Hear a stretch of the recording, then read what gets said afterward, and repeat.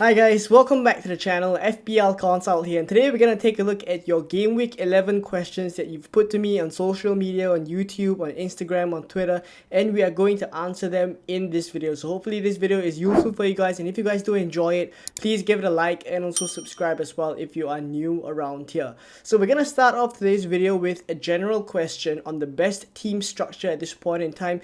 Is it a 3-5-2 or is it a 3-4-3? So K7 on YouTube has asked, should we switch our formations from a 3-5-2 to a 3-4-3? Can Nunes, Haaland and Watkins be a front three to hold until the end of the season? So I would say that in general, there's not really a particular, best team structure in general. It's really about the players that you're going for in terms of that attacking seven, right? And I think the main differences between your 3-5-2 and your 3-4-3 is that seventh attacker, right? Whether you go for a forward or a midfielder. So the thing that I would say is this could come down to budget for some of you guys. If you don't have a lot of money for that seventh attacker, I would think that a lot of us would tend towards the 3-5-2 because there are quite some cheap enablers in the midfield as compared to the forward positions where most of the options are quite expensive. Darwin Nunes is at about 7.8. Ollie Watkins is at 8.2 as well, and of course there's Erling Haaland at 14 million. So these are pretty expensive in terms of the forward positions. And in terms of the midfield enabler spot, there's so many options there. There's 4.9 million, there's Tuchek, 5.0 million, there's maybe Palmer, there's also a Dingra as well. And just within the 5.5 million range, there's also other options, Huang, etc. So a lot of these options in the midfield are there for the seventh attacker, but in terms of the forward positions, I don't think there's as many enablers in that spot. So once again, I think this could come down to budget for some of you guys. I don't really think there's a specific formation that we should strive towards, and it's really about whether you would rather go for a certain player or not. So take for example, I would think that K7 is thinking whether maybe you have a 3-5-2 and you're thinking whether you want to go for a 3-4-3 to try to get Darwin Nunes in your team. Now, Darwin Nunes, I do like him as an asset. I think like moving forward, he will be getting consistent starts as well. He seems to be hitting quite a good run of form as well. Midweek against Bournemouth, he's got an absolute screamer as well. So he's been keeping up his really good form, and I think that's why most of us are actually tempted to add him to our forward line that currently already has Haaland and Watkins. But I wouldn't rush out to get Darwin Nunes if I don't have him at this point in time. For my own team, I don't have him. I'm not in any rush to get him at this point in time. I know the fixtures are there for Liverpool, but I'm confident that my players in the midfield can also score very well. And in terms of team structure and budget-wise, I don't really have the money to afford Darwin Nunes. So I would say that for those of us in this particular position, I wouldn't rush out to get Darwin Nunes or take -4s or -8s just to get him into our teams. But I do acknowledge that he is a good asset. I will try to monitor him and assess whether it is a possibility to bring him into our teams moving forward. But there are many midfield options that will come up as really good picks in the next couple of game weeks as well. Arsenal attackers will be one. You don't really want to go for them now, but you would want them from game week 12 onwards, etc. So a lot of options will start to pop up. I don't think there's a real need for us to jump onto any specific player, and I think staying the course, looking at your long-term plan is more essential than striving to get the right team structure. So for the time being, I would say that I'm a 3-5-2, and I would be fine keeping this team structure for quite a while more until maybe the opportunity comes for me to switch to a 3-4-3 if necessary, right? So that's what I think about the best team structure for this time. So the next question is on captaincy, Salah or Haaland captain, right? So this game week, we already knew that it's going to be quite a massive debate here, whether we want to go for Haaland, who plays Bournemouth at home, or Salah, who plays Luton away. So laying out some facts here before we actually get into the discussion. The previous game week 10, we saw Salah get a pretty lucky goal. I think assessing his performance, he wasn't super involved, and his goal, I would say, was slightly on the fortunate side because Turner came out and left an empty goal for Salah to slot the ball in. So I would say that aside from that, he wasn't super involved in the game. and quite a number of his passes were assisting the assist, right? So you could say he was a little bit unlucky not to get more returns, right? But it was what it was. That was Salah's performance. As for Haaland, he absolutely hauled, right? 2 goals and an assist against Manchester United. He's also had a full week of rest, right? Because Manchester City are out of the EFL Cup, and this midweek, Salah played 90 minutes against Bournemouth, where Liverpool won 2-1 to qualify to the next round of the EFL Cup. So basically, you can say that this coming weekend, right, Salah would not be as rested as Haaland, right? Those are facts. And in terms of fixture-wise, Haaland will be playing at home against Bournemouth, and Salah will be playing away against Luton, right? So don't get me wrong, both of these fixtures are super good for both of these players, and I do expect both of them to actually score really well. But just laying out the facts and just looking at how they're playing at the moment, and also, the amount of rest that they're getting, I would tend to favor Haaland. Initially, before the midweek games, I already was on Haaland because he was at home, right? And in general, his home form is just really good. Against Bournemouth, you fully expect City to do very well. And last week against Manchester United, I actually kind of felt as if City was getting back to their best, because the combinations between Foden, Alvarez, Bernardo Silva, Haaland, everything was going on. It was working and clicking really well. And of course, they have Rodri back now, so it's looking as if they're picking up some good form as well. So I had it on Haaland over the weekend, over the weekend before the EFL Cup. And then now that the EFL Cup has gone and I see that Salah has played 90 minutes, I'm kind of quite set on Haaland, even more so now, right? Because there was some doubt as to whether maybe I should shift it onto Salah. But for the time being, because of the EFL Cup game, I'd rather have a fully rested Haaland playing at home against Bournemouth versus Salah, who is playing against Luton away, right? So good fixture for him still, but I would just back Haaland, who has had more rest, who's playing and looking like a really, really serious threat, as we always knew, and just the home fixture has to give it for me, right? So there we go. This is what I think about the captaincy discussion this week. So the next question is about Newcastle and Arsenal assets, specifically Trippier and Saka. So Yusuf on Instagram has asked, for the Newcastle versus Arsenal game, what would you be doing with Arsenal attackers and Newcastle defenders? Saka and Trippier, would you start both or bench one of them? So let's take this discussion individually, and we talk about Trippier first. So in terms of the fixture, it's definitely one of the toughest fixtures that they will face. But the thing is, it is at home, and I actually do think like Newcastle performed really, really well at home. They've seen really, really good results this whole season at St James's Park. Specifically, the PSG win we would remember as one that shows how strong they are at home. And in terms of defensive numbers, Newcastle are actually third in the league, only behind Arsenal and Man City. So I still trust that Newcastle are a very, very strong defense. In terms of personnel-wise, yes, Botman is out, but he's been out for a while now, and Newcastle are still keeping up pretty strong defensive numbers in general. And just, of course, in the midweek, right, they've won Manchester United 3-0 by starting a defense that wasn't their first team in general, right? So I still do think like their first team defense is really, really strong. And aside from that, in terms of Trippier as an asset, we know how attacking he is. So his ceiling is just really high. On the off chance that this game becomes really cagey, which I think could happen, right? Newcastle and Arsenal could turn out to be a very, very cagey game with very, very few chances and risk-taking from both teams, because there's a lot to play and there's a lot on the line for both of these teams. So I do see that it could turn out to be 0-0. And in that case, if Trippier gets a clean sheet and of course continues to create chances, usually he gets those 3 bonus points as well. So I think the ceiling is just very, very high for Trippier as an asset, because once he picks up an attacking return, on the off chance he keeps a clean sheet and Newcastle hope potentially win Arsenal, let's say 1-0 or 2-0, I think Trippier is one of those players you would expect to get a double-digit haul. So his ceiling is really high. But at the same time, for this particular game week, I think his floor is pretty low as well. I think his floor is potentially at 2 points. So I would say that it is a tough decision. And in terms of a couple of decisions that I foresee you guys having, it's whether you start Trippier or someone like Guehi on the bench. So the way I see it is Trippier is likely, his floor is likely to be 2 points.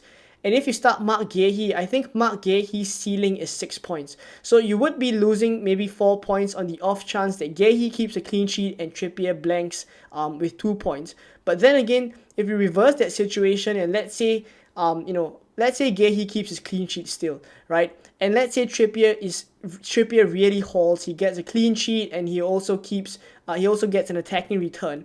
That's a double-digit haul for Trippier right there. So basically what I'm trying to say is that I think Trippier's ceiling is so high that I would be willing to forego an extra 4 points by starting a Mark Guehi or some other defender with a better fixture. So for me personally, if I had Trippier, I would be starting Trippier, right? Those are my justifications. In terms of Saka, definitely one of the tougher fixtures for him, and away games is generally where he doesn't do as well attackingly, right? His numbers aren't as strong away from home as they are at home.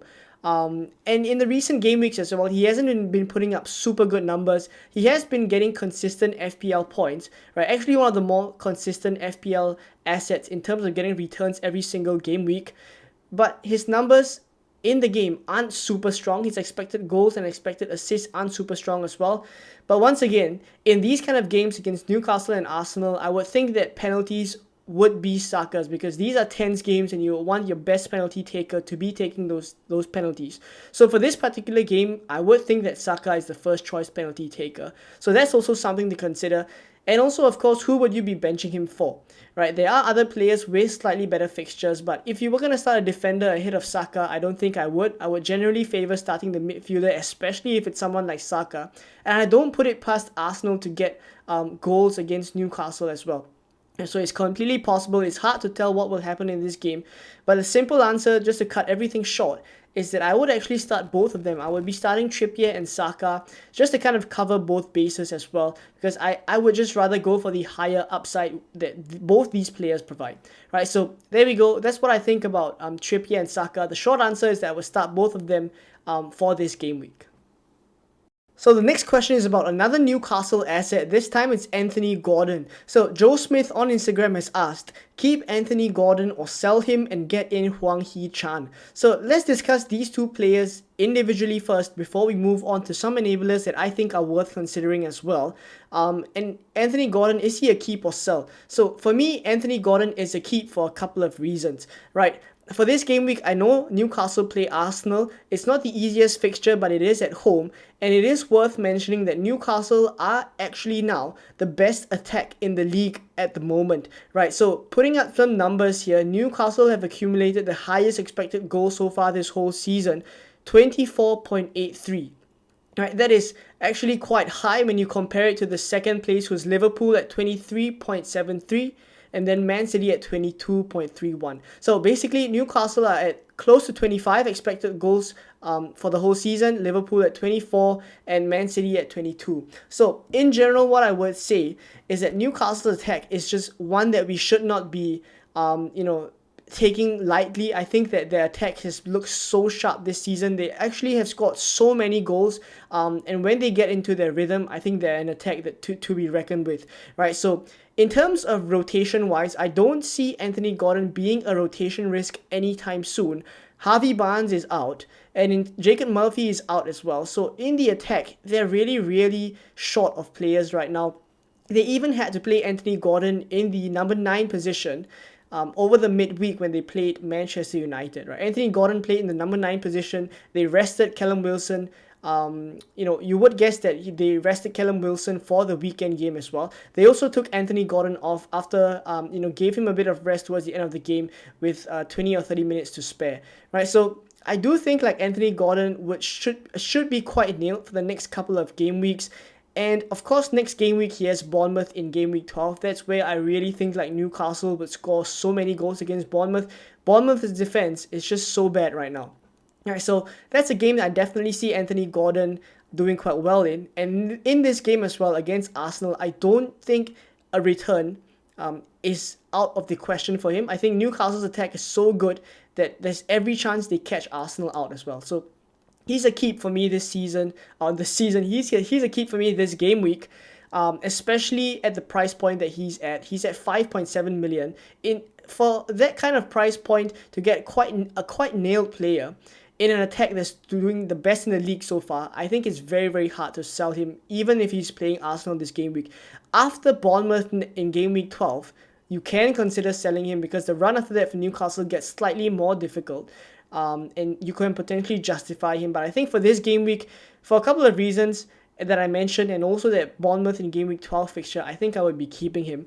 For Hwang Hee-chan, in terms of him as an enabler, I did really like him, but I think Neto being injured for the foreseeable future at least, kind of dampens how hot I am on Hwang Hee-chan, right? I was actually quite keen on potentially getting Hwang Hee-chan or Neto into my team. Wolves fixtures are looking pretty good, but I think I will want to wait and see how Neto being out of the Wolves team will affect the attack in general. So I wouldn't go out just to sell Anthony Gordon and bring in Hwang Hee-chan this game week.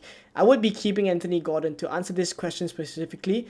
In terms of enablers, my favorite one right now would be Adingra because the fixtures are really good for Brighton, and I do think like it's his spot to lose the right wing spot there, right? So I still really fancy the Brighton attack. I think they will do really well in the next coming game weeks, even though they just drew 1-1 against Fulham the past game week, right? So that's what I think about enablers. If I were to list a couple more, I think Palmer is someone that you can consider if you don't really need him for this couple of game weeks, because this run for Chelsea is just so bad that Palmer is a player I would kind of make as a combination move and then bench Palmer until the fixtures get good. I think from game week 16 onwards, then you can start Palmer, right? So that's what I think about enablers right now. And once again, I wouldn't be selling Anthony Gordon this game week. So finally, a question from our member FPL Maltese, and the question is regarding Reece James. So Reece James is back. Would you be considering him? I would love him as a differential. So Reece James is always that kind of carrot that is dangling there, that if we take it, potentially there's a trap after that, right? So he always seems as if he's looking really, really good, and then he gets injured and he's just another problem for our team to handle, right? So in terms of him as an asset right now, I wouldn't be considering him until I see more from him, more in terms of the minutes that he's getting and more in terms of how he's looking like after coming back from quite a while out, right? So granted, I know he has been getting more and more minutes recently. He came on off the bench at the 84th minute against Arsenal, where Chelsea drew 2-2. Against Brentford, he came on at the 60th minute, so slightly more game time for him there in that game. And then he started midweek against Blackburn Rovers, and then he came off at the 60th minute. So I actually think that Reece James is being eased into the team and is looking pretty good, at least in terms of his fitness-wise. He is building up to match fitness again.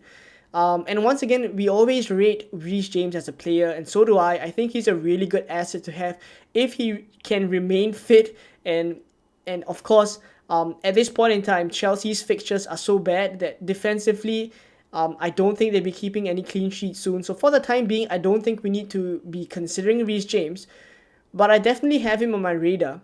He could be a really good differential, as FPL Maltese mentioned. He could be a good differential. He could also be a very, very big trap, right? So I'll be waiting to see a little bit more from him, once again, in terms of minutes and in terms of his form as well. If he picks up, right, then potentially I'll get him. But something else that is kind of playing on my mind as well is that Chelsea doesn't really have very strong finishers right now.